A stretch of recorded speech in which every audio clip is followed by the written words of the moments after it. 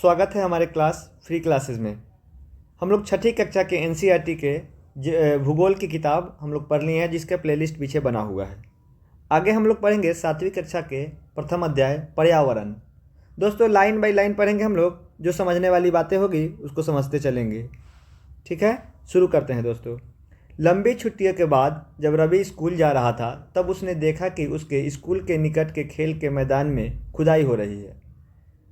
वही एक मैदान उसके खेलने के लिए वहाँ पर था। लोगों ने बताया कि वहाँ अनेक फ्लैट वाली एक बड़ी इमारत बनेगी।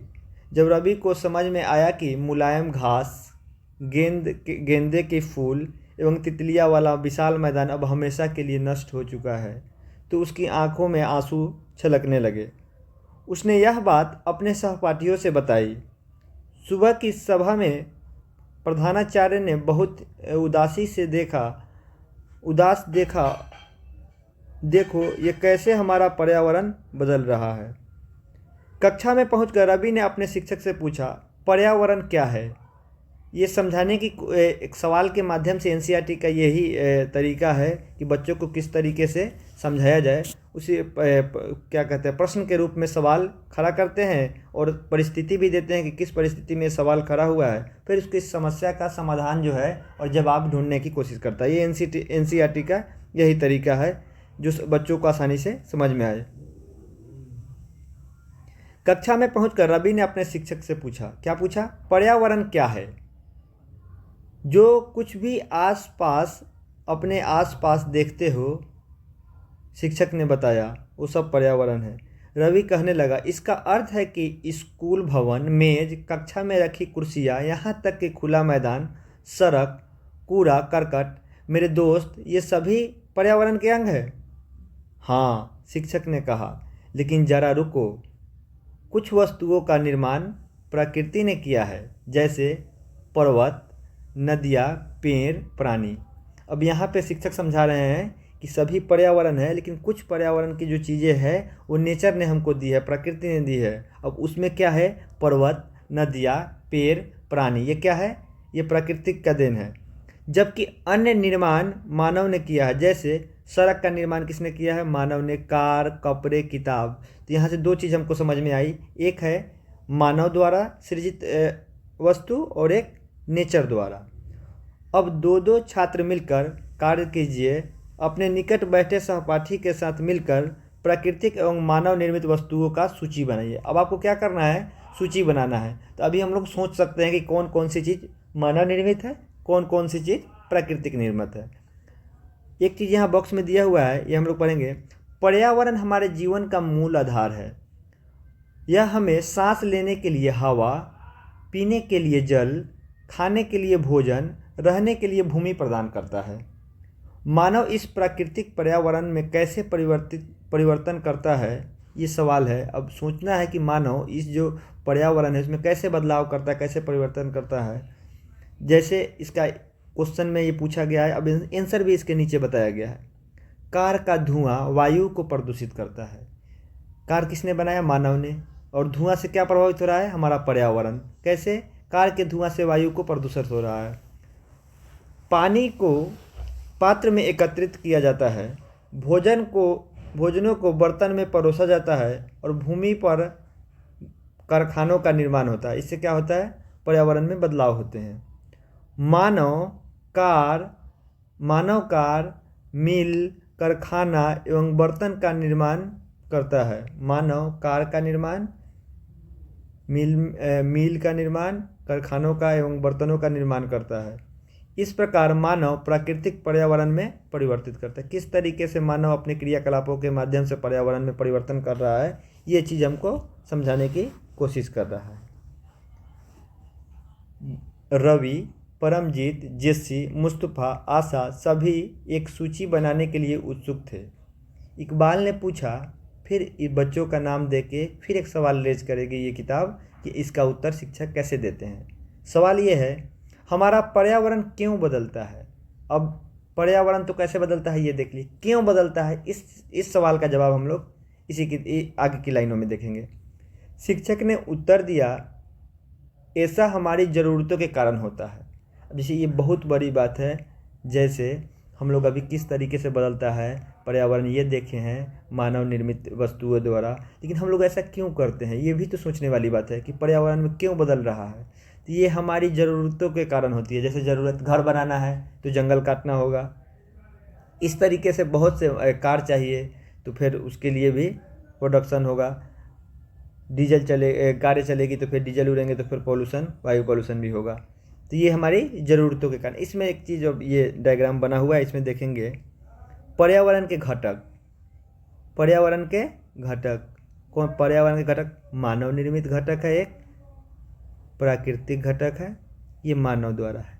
अब इसमें देखेंगे मानव निर्मित में क्या है, इमारत है, घर बिल्डिंग, पार्क हुआ मानव निर्मित, पुल हुआ मानव निर्मित, और देखेंगे सड़क मानव निर्मित, स्मारक ये भी मानव, उद्योग मानव निर्मित। और प्राकृतिक घटक में सजीव जैसे जैवमंडल, स्थलमंडल, वायुमंडल, जलमंडल, ये क्या हुआ प्राकृतिक। और मानव में क्या होगा, एक व्यक्ति, परिवार, समुदाय, धर्म, शैक्षणिक, आर्थिक, राजनीतिक स्थिति, ये चीज़ क्या हुआ पर्यावरण के घटक हुए। इसलिए हम प्राकृतिक पर्यावरण में परिवर्तन करते हैं और कभी कभी उसे नष्ट कर देते हैं। अपने ज़रूरतों को पूरा करने के क्या करते हैं, पर्यावरण में परिवर्तन करते हैं और कभी कभी उसको नष्ट कर देते हैं। वार्तालाप से आप समझ गए होंगे कि किसी भी जीवित प्राणी के चारों ओर पाए जाने वाले लोग, स्थान। अब इसका पर्यावरण का हम लोग परिभाषा देखेंगे। ऊपर के वार्तालाप से आप समझ गए होंगे कि किसी भी जीवित प्राणी के चारों ओर पाए जाने वाले लोग, स्थान, वस्तुओं एवं प्रकृति को पर्यावरण कहते हैं। यह प्राकृतिक एवं मानव निर्मित परिघटनाओं का मिश्रण है। प्राकृतिक पर्यावरण में पृथ्वी पर पाई जाने वाली जलीय, जैवीय एवं अजैवीय दोनों परिस्थितियां सम्मिलित होती है। जीवीय माने सजीव प्राणियों के संसार जैसे पादप जंतु, अजीवीय मतलब निर्जीव पदार्थों के संसार जैसे स्थल। जबकि मानवीय पर्यावरण में मानव के परस्पर क्रिया, उनकी गतिविधियाँ और उनके द्वारा बनाई गई रचनाएं सम्मिलित होती है। मानवीय पर्यावरण में क्या सम्मिलित होती है, उनकी गतिविधियाँ, उनके द्वारा बनाई गई रचनाएं, उनके परस्पर मानव की क्रियाएं सम्मिलित होती है। पर्यावरण यानी इन्वायरमेंट शब्द की उत्पत्ति फ्रेंच भाषा के इन्वायरनेर या इन्वायरनेर से हुई है, जिसका अर्थ है पड़ोस।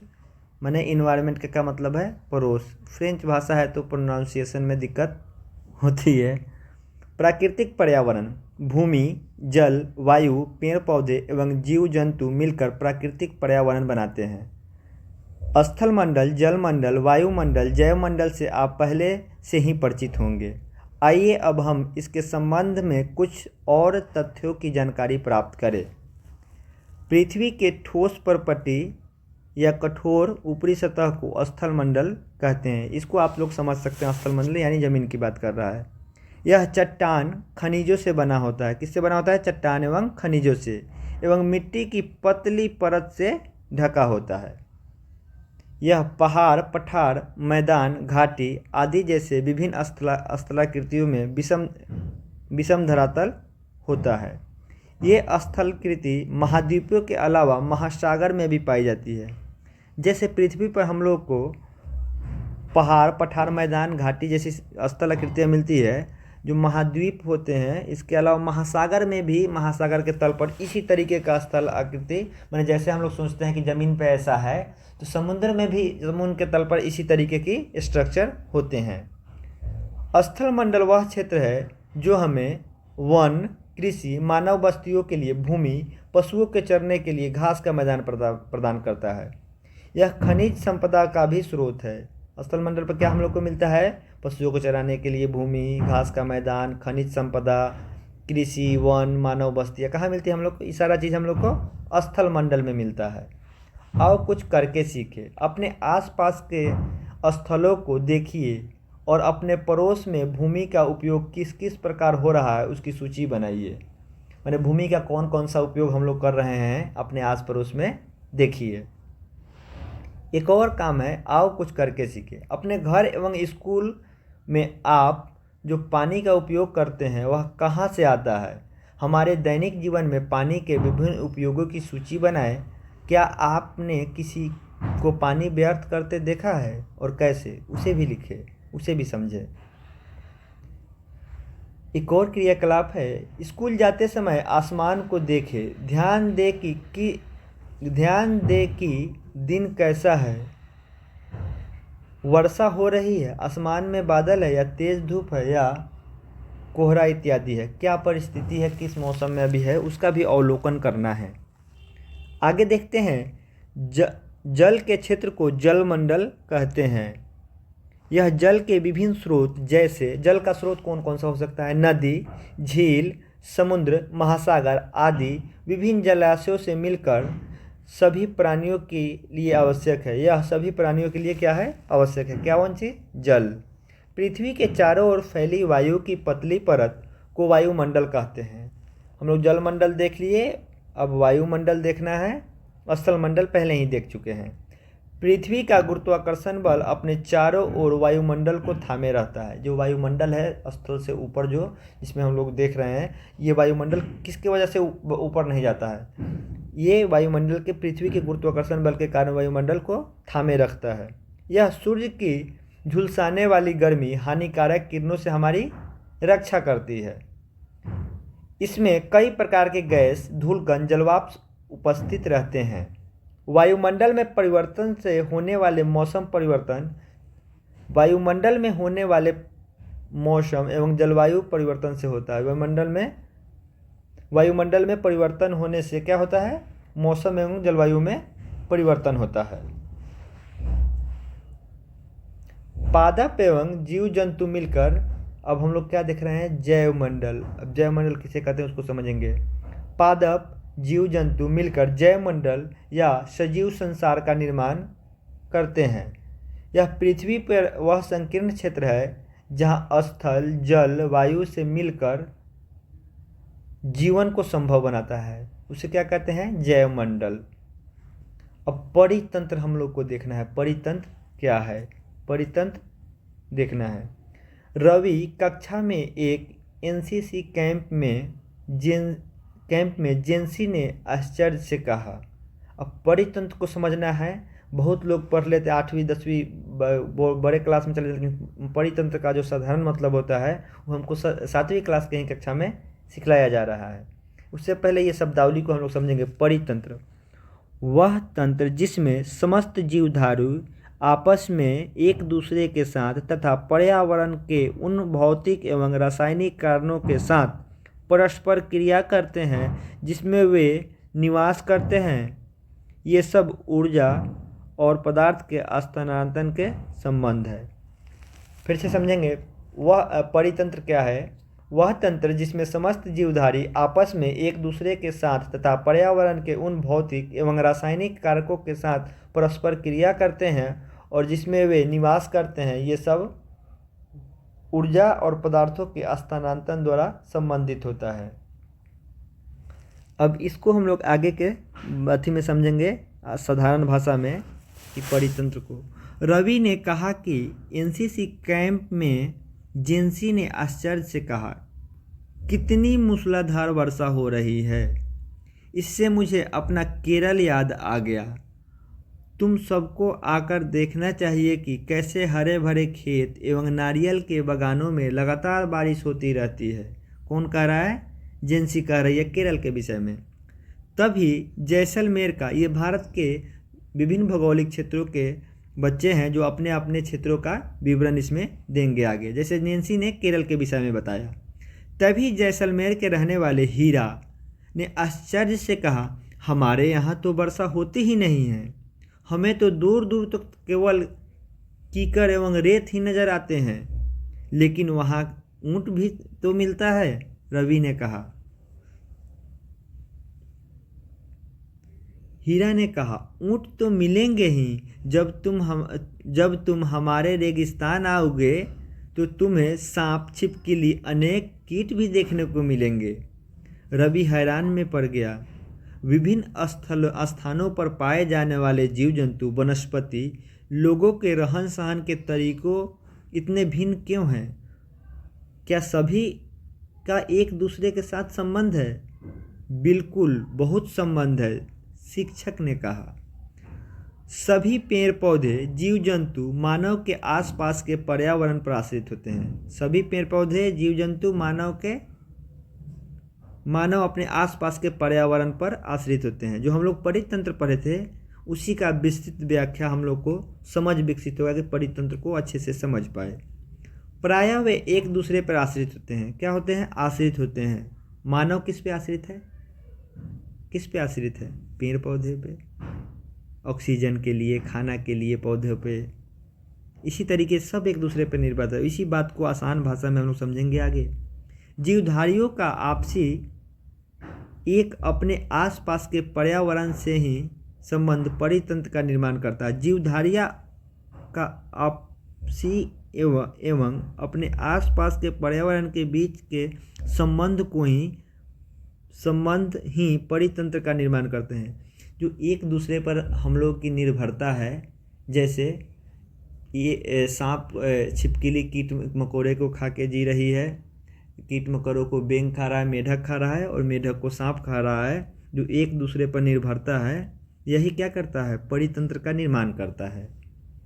अधिक वर्षा वाले वन, घास स्थान, रेगिस्तान, पर्वत, झील, नदी, महासागर एवं छोटे से ताल में भी एक परितंत्र होता है। मैंने सब जगह पे अपना एक अलग परितंत्र होता है जो एक दूसरे पर डिपेंडेंट होते हैं। क्या आपको लगता है कि जिस पार्क में रवि और उसके मित्र खेलते थे वह भी एक परितंत्र बनाता था?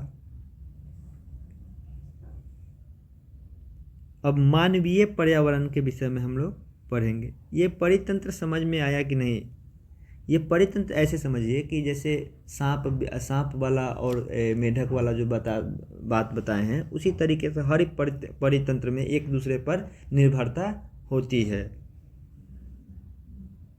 आगे देखेंगे मानवीय पर्यावरण।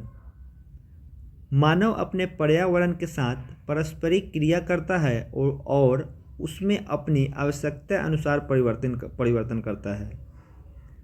प्रारंभिक मानव ने स्वयं को प्रकृति के अनुरूप बना लिया था।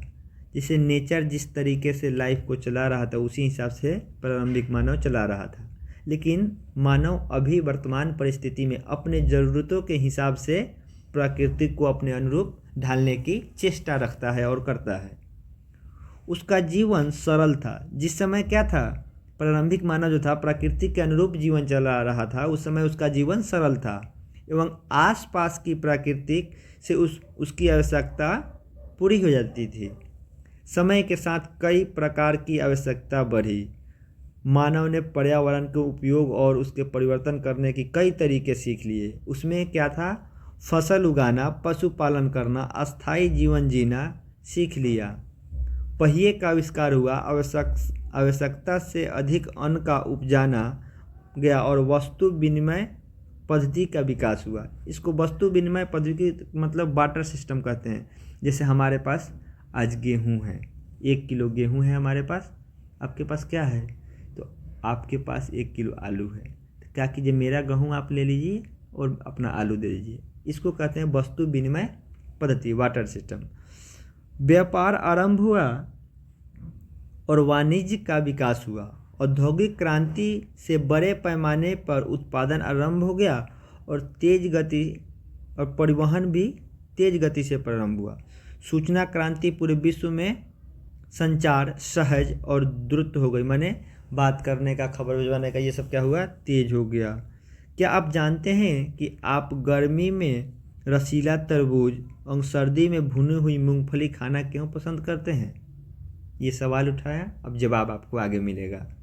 प्राकृतिक एवं मानवीय पर्यावरण के बीच सही संतुलन होना आवश्यक है। मानव को पर्यावरण के साथ समरसता से रहने एवं उसका उपयोग सीखना चाहिए। रवि की कक्षा में मिजोरम की एक लड़की है, उसकी नाम क्या है? नूरी। वह अक्सर अपने स्थान की हरियाली की बात करती रहती है। खेल का मैदान नष्ट होने के कारण रवि कि उदासी देखकर नूरी ने उसे आने वाली छुट्टियों में अपने घर मिजोरम आने को कहा। रवि के शिक्षक ने सभी बच्चों से कहा कि छुट्टियों में वे जिन स्थानों पर जाएंगे वहाँ का भूदृश्य, घरों के लोगों के क्रियाकलाप का चित्र बना के लाएं। आओ कुछ करके सीखे में कुछ है, देखते हैं इसे क्या है ये। अपने पड़ोस के किसी बुजुर्ग व्यक्ति से बात करें और निम्न जानकारी प्राप्त करें। जब वे आपके उम्र के थे तब आसपास कैसा पेड़ था? उस समय के घर के अंदर खेले जाने वाले खेल कौन सा था? अपने दादाजी से, अपने पड़ोस से किसी से बात कर सकते हैं या कल्पना कर सकते हैं, या फिल्मों में आज दिखाया जाता है कि 20 साल 25 साल पहले किस तरीके का परिस्थिति था, किस तरीके का समय था। उस समय उसका पसंदीदा फल कौन सा था? गर्मी एवं सर्दी के मौसम कैसे बिताते थे? ये हुआ हम लोग का चैप्टर समाप्त। आगे के वीडियो में हम लोग देखेंगे इसका प्रश्न उत्तर और नेक्स्ट चैप्टर।